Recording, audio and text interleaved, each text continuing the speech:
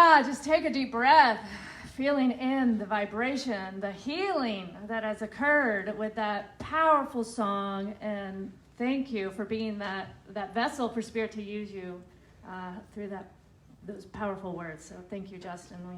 We see you, we honor you, we appreciate you. Thank you for sharing your talent with us. So last week we kicked off our new series for June entitled Mindfulness for Mavericks. Reverend Soni broke down what a maverick is, so go back and check that out. And our topic was just breathe. We talked about how mindfulness, and specifically the tool of breath, can be a powerful way to experience transformation. And not only transformation for ourselves, but on the global level. And how when we breathe with intention, using breath as a spiritual practice, we can begin to fully engage with life and that aliveness within us. So today we're going to dive even deeper on this topic of mindful intentions. And let's break it down, Reverend Soni. Yes, thank you. I would love to break it down a little bit for you. First of all, let's do the science of mind viewpoint on all of this. What we learn at Centers for Spiritual Living is all demonstrations are complete when what you set into motion through the law of mind appears in form. All demonstrations first begin as a thought. The power of intention is a demonstration of your faith in the invisible substance of life. What we believe is that thoughts become things, and a focused thought is way more powerful than an unfocused thought. Mindful intentions, for example, create a clear path for a definite and measurable demonstration of faith. In other words, we have to pay attention to what we intend, especially in the world. We don't want to create our life or our experience by default. Our intentions need to be nurtured with awareness, with faith, and with practice. It's not just our spoken word that has power. Every thought is a prayer. Dr. Holmes says that we demonstrate from the tendency of our thoughts. Mindful attention to our thoughts and underlying intentions helps to clarify the tendency of our thought to demonstrate the good that we choose. Intention plus attention equals manifestation. But, however, along with thought and intention, we must also be mindful of impact. At what point does the intent of our actions really matter if our intent causes harm? If I look around and if I look at what is happening today, I can ask myself, does the intent of my action or the intent of my words really matter if the impact further marginalizes or oppresses those around me? In other words, what I want to talk about is how intention versus impact. So let me give you an example. I saw this example online and I just thought it was brilliant, so I want to use it today. Imagine for a moment that you're standing with your friends in a park, enjoying a nice summer day, or maybe you're here for metaphysical study or something, right?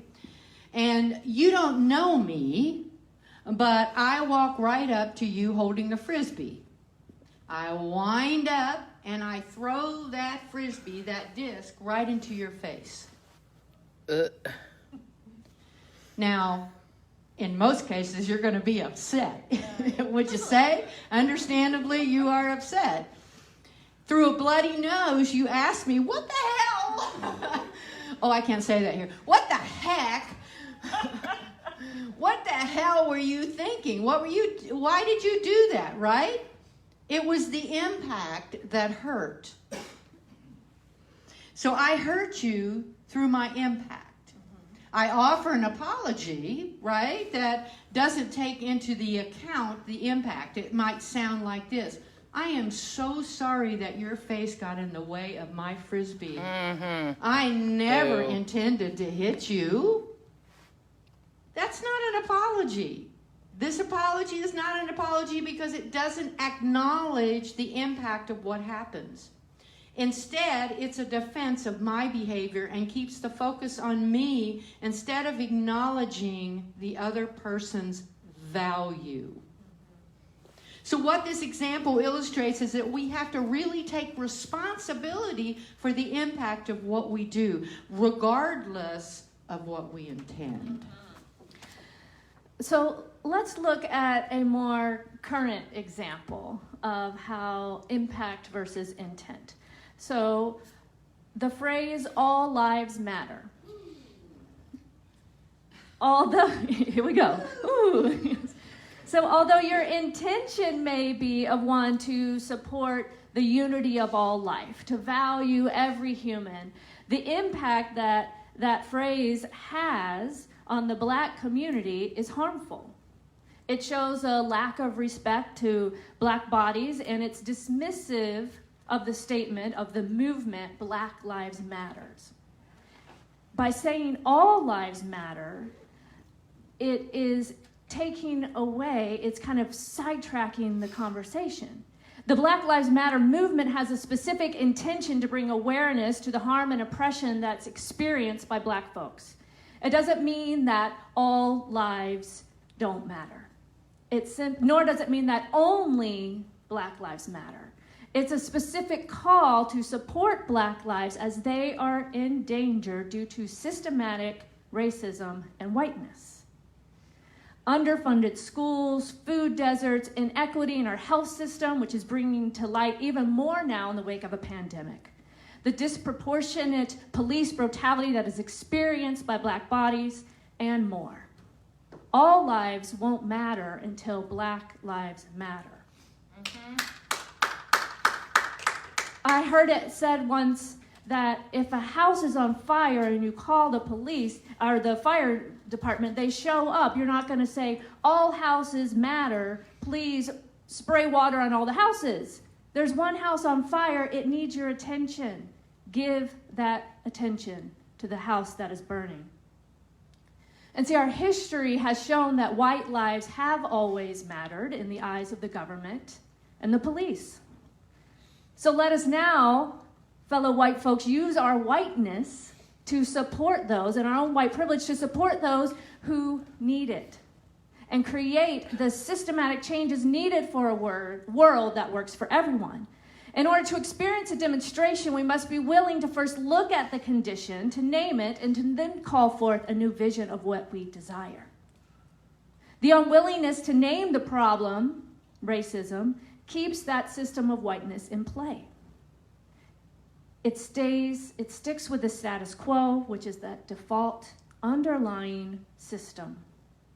And we are being called to a greater vision for our society, one of equity, one of justice. But there are social contracts that we have that are not being withheld by some because of whiteness. It's not an equal playing field. So just as our intention matters, so does our language. Consciously choosing the words that we say, that we post, especially right now, we're in a world where most of the ways we're communicating is online because we're barely in person. So that's a very powerful platform that which you have. If you just think, I'm just kind of unconsciously sharing my thoughts and my opinions and processing out loud through Facebook, know that your words have an impact. Choose wisely. Educate yourself. Consciously choosing our words with respect to the impact in which it has takes mindfulness, and it takes a willingness to educate ourselves as to what the impact may be to an oppressed community. I get it. We don't know what we don't know. But now you know, at least on that one phrase. And are you willing to research, to learn, to see what perhaps an well-intended phrase or thought might have through the viewpoint or the perspective of someone else? Are you willing to open your heart with compassion to see beyond your own life experiences, to, as they say, walk a mile in someone else's shoes? And if anything, at least listen. Listen to the experience of a person of color and believe it's true without the default of wanting to jump in to defend your own intention or to defend your own experiences or even jumping in with your own stories of oppression? Can our intention simply be to be present, to listen, to stay open and curious with what is right before us right now? To learn from another's experience that may be different from our own? That is what I've said yes to, and that is the journey that I personally am on to dismantle this system of oppression and whiteness. And it starts within me. And there is no quick fix. It's a daily process to dismantle racism. It takes a willingness to look deeply at oneself and to see this, how we've perhaps benefited from the systems that are in place and how these systems have benefited some and not others, and begin to break down that status quo mindfully and with intention. It's a marathon. What's the long game? It's not a sprint. There's not a quick fix. Let me put up a sign. Let me do one post. I'm good. As Rev Soni said last week, what is your staying power? What is your staying power? And how are you willing to sit in the discomfort of the status quo of whiteness being shaken up in order to dismantle white supremacy?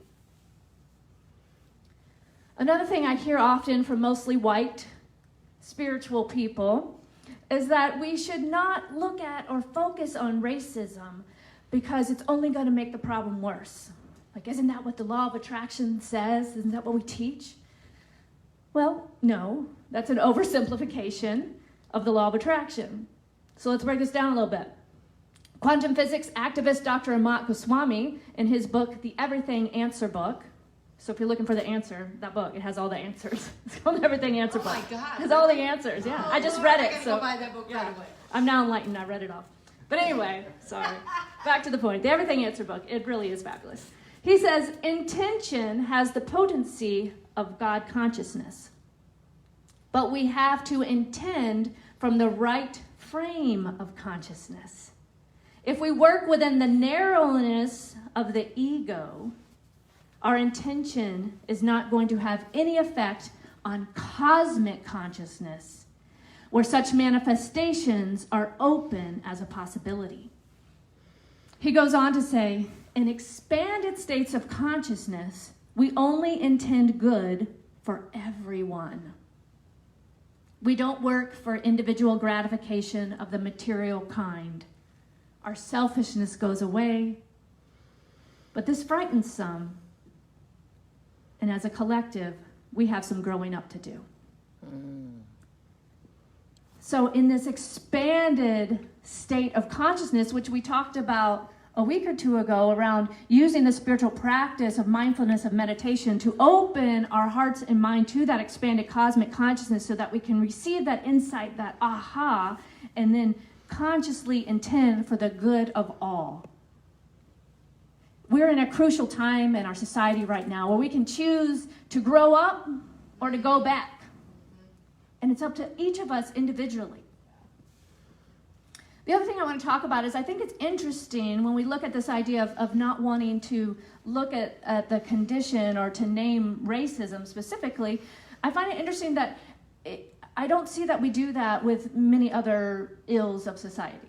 Right? I mean, if you think about it, there's so many marches and rallies and energy put behind raising awareness for such things as cancer and Alzheimer's and Parkinson's disease and Lou Gehrig's disease. And, you know, all of this is wonderful because it's the intention to bring awareness to these issues, to then therefore allocate resources and research to bring about the change we want. And this is the same thing with other movements. With the Me Too movement, with the LGBT movement, there is a willingness to place attention on and rally and march and protest and do all the things to get the attention needed in order to get resources and support. So why is supporting Black Lives Matter perceived differently by some folks? Black Lives Matter, which addresses the untreated and often unacknowledged cancer in our society known as racism. Mm-hmm. And we saw it this week with Starbucks. Sorry, Heather, I have to talk about it. I know you love your Starbucks. It's okay. So, Starbucks, yes, just breathe. Tell it. All right. So Starbucks this week put out a thing to their employees that they were not allowed to wear Black Lives Matters apparel or accessories. And although this was quickly reversed from all the backlash, I think it's very telling because the same company for years has encouraged during the same month of June that we're in right now for people to wear pride flair. So again, why is highlighting the queer liberation movement different from highlighting Black Lives Matters? And I invite you to look at beyond just a decision that was made by a corporation such as Starbucks, but to point to the underlying bigger issue, not to take Starbucks off the hook, so you can choose what you put your money towards and just know there is an impact. But the underlying thing that this shows is the insidious ways that racism, systematic racism, shows up in our society. Right. That, you know, this movement is seen somehow as controversial or political or something, but yet, you know, pride is okay. So just look at and notice where those little subtleties may be in your own mind. I believe we have to be willing to call a thing without the superstitious or the spiritual superstition that I often hear that, oh, if we say it, if we talk about it, it's gonna expand and we're gonna get more of it and we don't want more negative. I know, it's a superstition because racism exists and it exists within me. It exists within me because of the society I live in and the skin I live in. Right. And I take that as an opportunity to be a part of the shift and not just to feel bad or ashamed for being white. I mean, that may be a place to move through. Those feelings may come up, and I'm not saying don't be with your feelings, just don't get stuck there. Mm-hmm. Allow the feelings, the sadness, the shame, the guilt that may come up, especially if you're looking at some of this stuff for the first time, and to allow those feelings to move through you, but don't get stuck there. Actually move into action to do something to disrupt the system of internalized racism, to disrupt the system and dismantle whiteness in our society.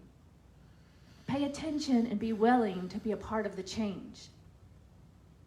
And when I say pay attention, I know sometimes too people are afraid to look at the news because they don't want to fill their mind with negative things.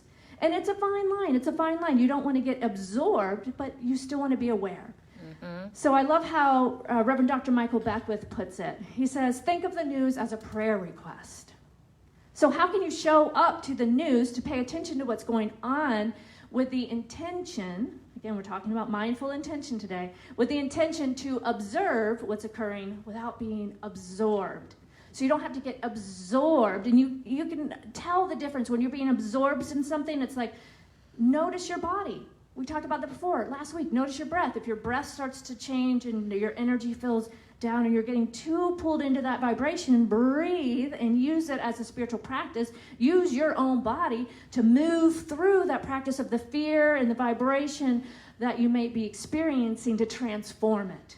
That's how the news can be a prayer request, an opportunity to transform.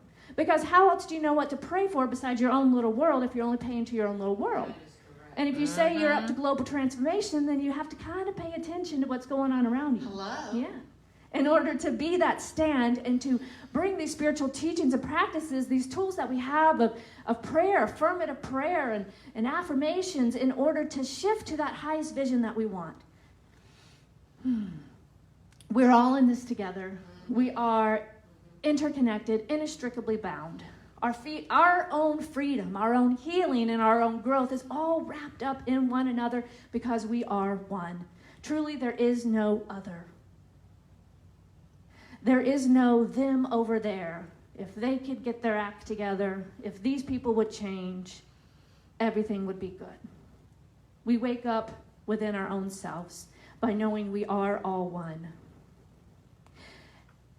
If we simply ignore what is occurring around us, we cannot experience a full awakening to the fullness of life for the collective humanity by just applying those spiritual practices to our own lives.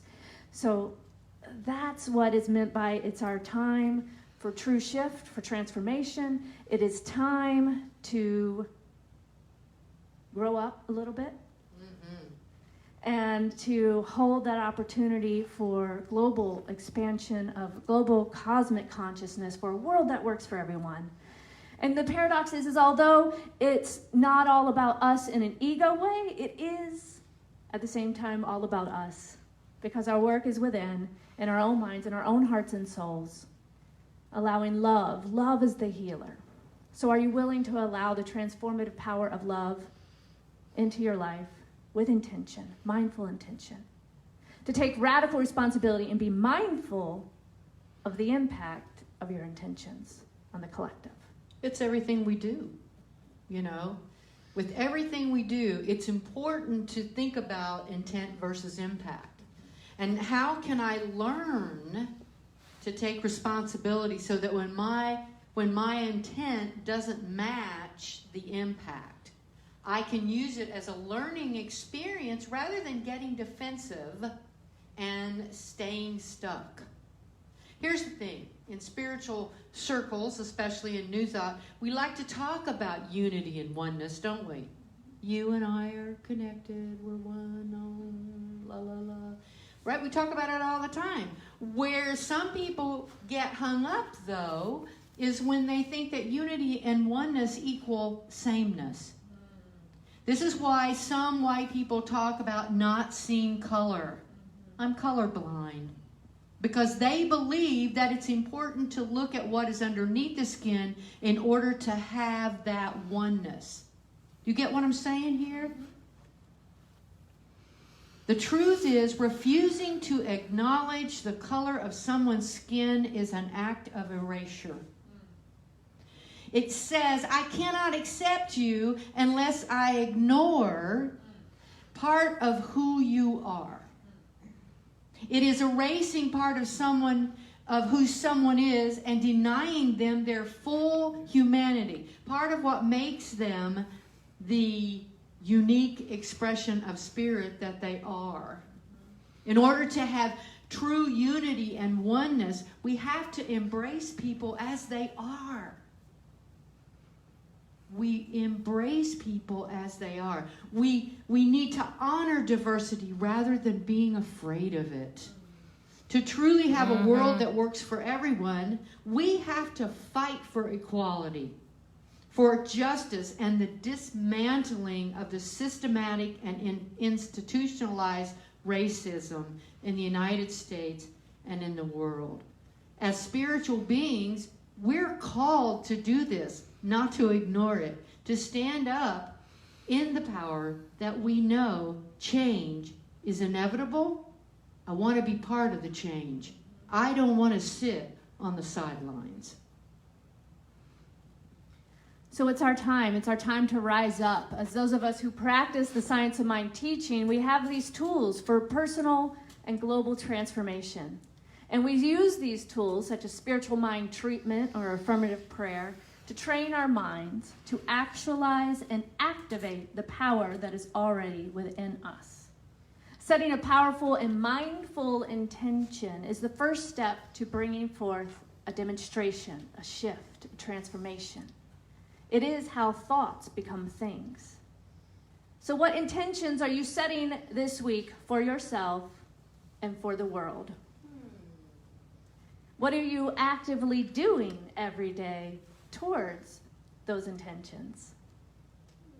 And lastly, are you willing to take the time to be mindful of your impact your intentions create? Let's take it in prayer. All right. So taking that deep breath, right here, right now, becoming mindful of the breath, the very activity of life, that thing, that presence, that love that is breathing me right here, right now, is this universal consciousness. It is love. It is harmony.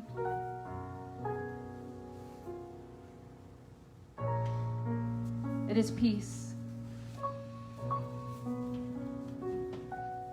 And what I know right here, right now, is that there is only one life, one divine activity occurring in, as, and through me, in, as, and through the entire collective consciousness, that there is this pulse that is love, this pulse that is ever growing and expanding in order to know itself more fully in many diverse ways of expression on this planet, through each of us showing up fully, engaging with life, showing up as love.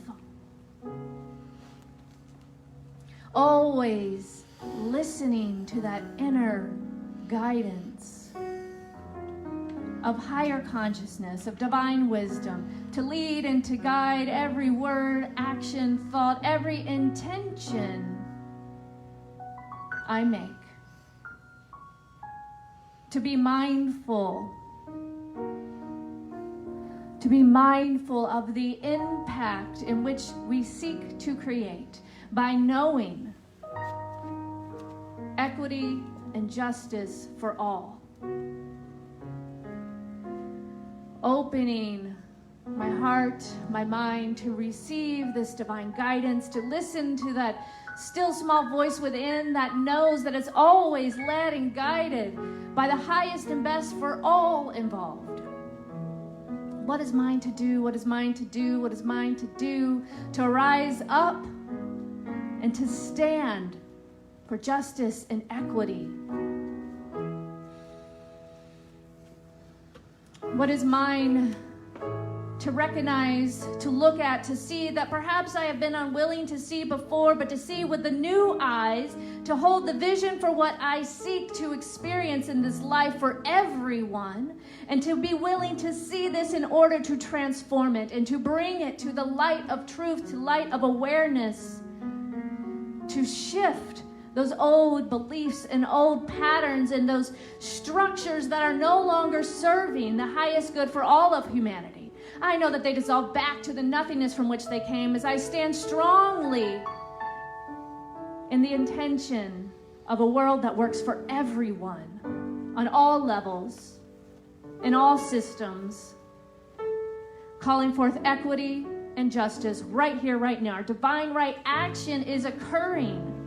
Everything is in divine right order, and I listen and know what is mine to do, to hold that vision, to hold that intention, to dismantle these systems that no longer work, and to hold the vision for what does, to hold that vision of what is seeking to be expressed through me from a cosmic higher consciousness, and to stand in that intention and allow it to be manifest right here, right now.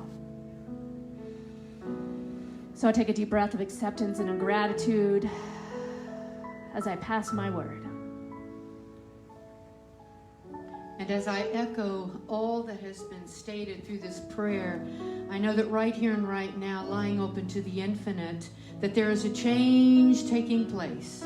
There is a change taking place in my mind, in every mind, because as we speak our words, so it goes out into the universe, into the atmosphere, into the energy of love. And therefore it is spread throughout right here and right now without delay, without impediment. There is no way that our word cannot carry the power of love, cannot carry the power of the universe. And so I stand firm in this power, knowing that there is a change taking place right now, because the only thing consistent in this world is change. And so I stand in the change. I am part of it. I am grabbing onto it. I am surrendering to it. I am knowing right here and right now that it is lasting, that there is nothing that can stop this change. It has been propelled into the universe, simply by the words of those that say, I will change this world. I will change this world. I will go within. I will learn. I will educate myself. And therefore, the action that I do for my education is propelling itself into love, is propelling itself into change. And I stand firmly in that change. I know right here and right now that nothing can stop this momentum. Nothing can stop this momentum. It is being called forth. It has been called forth for the last 400 years.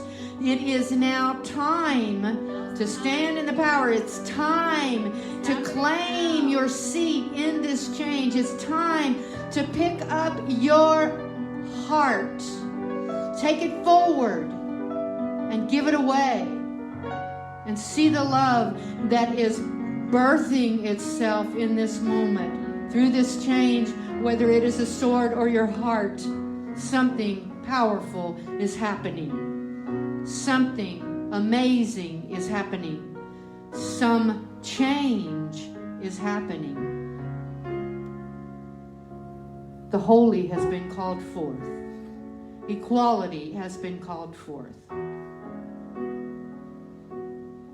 And I'm so grateful to be in this time, in this place, on this planet.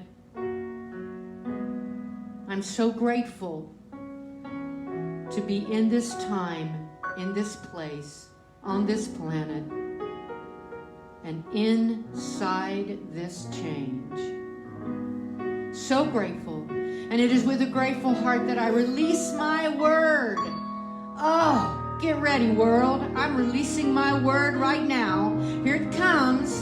I'm releasing my world and my word into that universal isness, into the law and the action of the law, knowing that the law must respond. It cannot return to me void. That the law always says yes. It always says yes. Get ready. It always says yes. Yes. Standing in the power of yes, the place of grace, I say shalom, hamdalela, ashe, namaste. And so it is. Amen.